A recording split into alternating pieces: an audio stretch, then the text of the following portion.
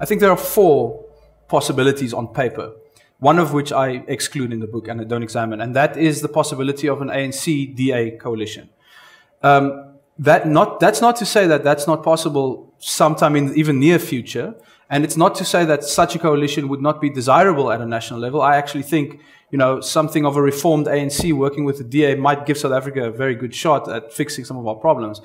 I just think that politically, especially for the DA, it's been 24 years of defining your brand in opposition to the ANC, and putting them back in power the first shot you get to actually take them out, I think would be a very dangerous strategy. So that's why I don't examine that scenario, but everyone's welcome to think about what that could look like. So with that one eliminated, it leaves three possibilities. The first one is the possibility of an ANC-EFF coalition, and that's the one I think that to me is the worst possible outcome, and I think we should take it seriously, especially from the events we've seen in recent months. The reason I think it's the one that's most likely to have bad consequences for governance is because, first of all, the ANC would be desperate. Being a liberation party, being someone who says that we will rule until Jesus comes, and then suddenly losing your majority, I think it inevitably will send a very big shock through the system of the ANC. And I do think they are the least prepared of all political parties at this point for this coalition future. So, potentially they'd be willing to make very fundamental populist compromises to the EFF just as a way to hang on to power. On the other side, I think and I think we actually have evidence for this already. I mean, if you look at the land issue, if you go back and read the speeches from months ago, where people in the ANC were shooting down the idea of expropriation without compensation, and then you see the total shift that's come. Certainly the resolution is a big part of that was adopted, but I think the story is incomplete without understanding the very real fear that exists within the ANC, or at least until recently existed, that the EFF is eating away at its support. So I think the ANC has already made a populist compromise and conceded something very populist to the EFF simply out of fear that it might lose its 50% majority. So my question would be, okay, what kind of compromises would they make if they actually do lose that majority? And I think it would be a sort of very heroic homecoming for Julius Malema. I think if you look at 2008, when he really came onto the scene and started talking about, nationalizing the mines, state banks, land expropriation, those things seemed far away and improbable. And I think if he comes back with sort of power over the ANC in a coalition, I think suddenly all of those things may come to pass, and I just don't think those are good things for South Africa. The third potential scenario is one where the DA and the EFF team up and they leave the ANC out in the cold. I think this one has a lot of promise to it. And I think some of the things we've seen in these cooperation agreements in the metros do give us some confidence that maybe there's more to this kind of cooperation than we thought.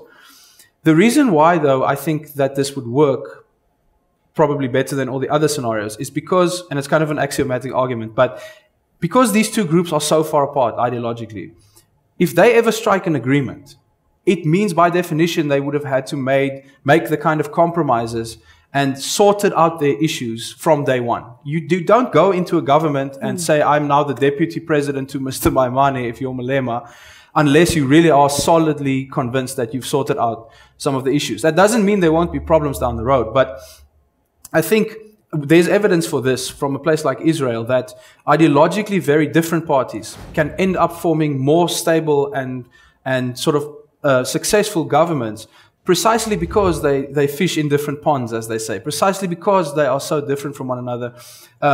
Perhaps, and I think that's exactly the fear with the ANC and the EFF, because they feel quite close to one another, there will not be the kind of deep examination and compromise and like slogging it out to get to the point of cooperation that you would have with the DA-EFF government. And so I think purely because of the necessity of compromise and of sort of closing the chasm between the two parties, that could be a potentially fruitful compromise for South Africa. And these parties may bring out the best in one another in such a scenario. The final one is the minority government scenario. I think this is a very likely scenario, actually, if the ANC falls below 50%. First of all, because we already have evidence for it. I mean, the EFF, I think, strategically made a good move in some ways to say that, we don't want to go with the ANC. We don't want to. This is our opportunity to take the ANC out of power in Johannesburg, so we're not going to put them back. But we don't want to be complicit in the DA's agenda. We don't want a formal coalition with them. And I think this is exactly the reasoning that Malema has laid out. So the lesser of two evils is put in power, but we're not complicit in what they do. Because, and the key thing here is that, as with the city government, the DA may control about, I think it's 34% of the seats in council, but you need 50% plus one to make any legislative change.